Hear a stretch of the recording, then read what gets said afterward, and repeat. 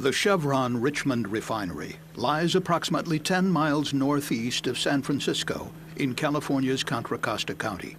The 2,900-acre facility was initially established in 1902 and primarily makes transportation fuels, such as gasoline and diesel, as well as lube oils.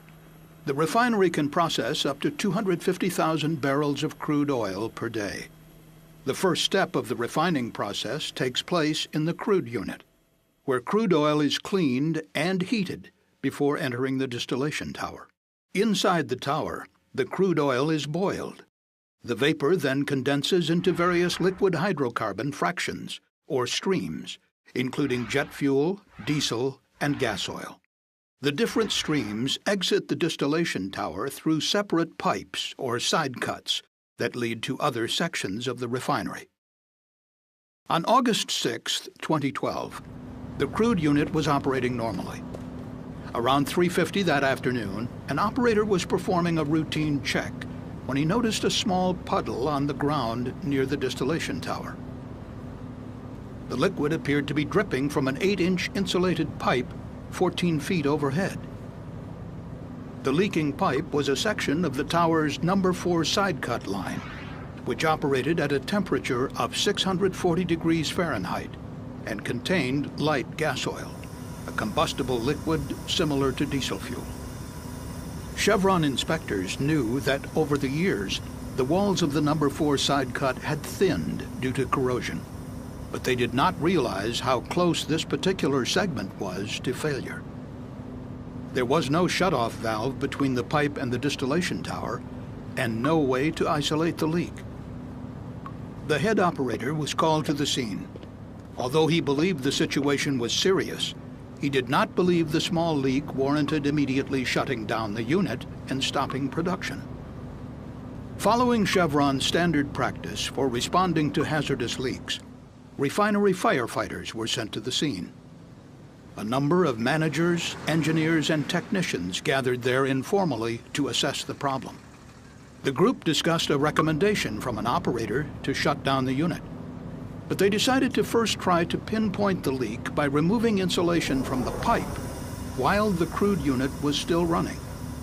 They hoped they could stop the leak with a temporary metal fitting known as a clamp. A Chevron firefighter tried using a pike pole to hook and pull away the insulation, but this poking action was deemed too dangerous because it was moving the pipe. The CSB later found that the tip of the pike likely caused a small puncture in the already thinned pipe. As the unit continued to operate, workers assembled scaffolding directly beneath the leaking pipe. 2 firefighters then used a hook to remove the insulation from the pipe. As they were working, hydrocarbon vapor began to flow out from underneath the insulation. The 2 firefighters backed away from the growing vapor cloud. As the hot vapor mixed with air, it ignited. That fire was quickly put out, and the 2 firefighters immediately climbed down off the scaffolding. But the exact location of the leak was still obscured by the remaining insulation and firefighting water. So the Chevron firefighters attempted to strip the insulation off the pipe with high-pressure water. But the leak suddenly worsened, and hot hydrocarbon liquid started to spray out of the pipe. A decision was finally made to begin an emergency shutdown of the crude unit. But it was too late. Suddenly, the pipe ripped open. A vapor cloud formed and rapidly expanded as the large inventory of hydrocarbons in the distillation tower started to vent through the ruptured pipe. The vapor cloud immediately spread over hundreds of feet, engulfing all 19 people who had gathered nearby. The firefighters and operators struggled to escape through the dense hydrocarbon cloud, unable to see. They had to feel their way out, some on their hands and knees. At approximately 6:30 p.m., 2 minutes after the huge vapor cloud formed, the hydrocarbons ignited. One firefighter was trapped inside a fire engine when it was suddenly engulfed in flames. He radioed for help. Mayday, mayday, mayday! This is phone 60. But when he received no response, he assumed everyone else was dead. To escape the inferno, he fled through what witnesses described as a wall of fire.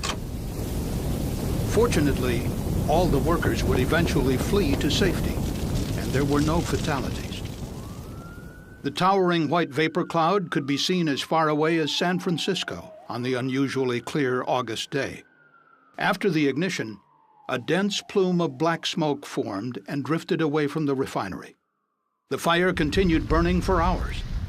Over the succeeding days, more than 15,000 people sought medical treatment at nearby hospitals for breathing problems and other symptoms. During its investigation, the CSB determined that the carbon steel pipe installed in 1976 had thinned to the point of failure from an effect known as sulfidation corrosion. Carbon steel piping is particularly susceptible to this type of corrosion, which occurs over time when the steel is exposed to sulfur-containing hydrocarbons at high temperatures.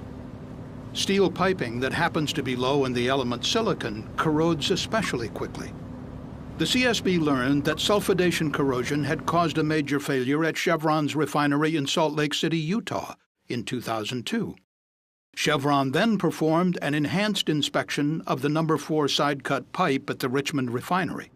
It revealed accelerated thinning in the piping section that would ultimately fail in 2012. Replacement was recommended, but this did not occur, and the section of piping was never inspected again.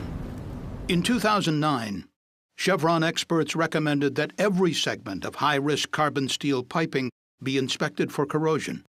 However, this was not done.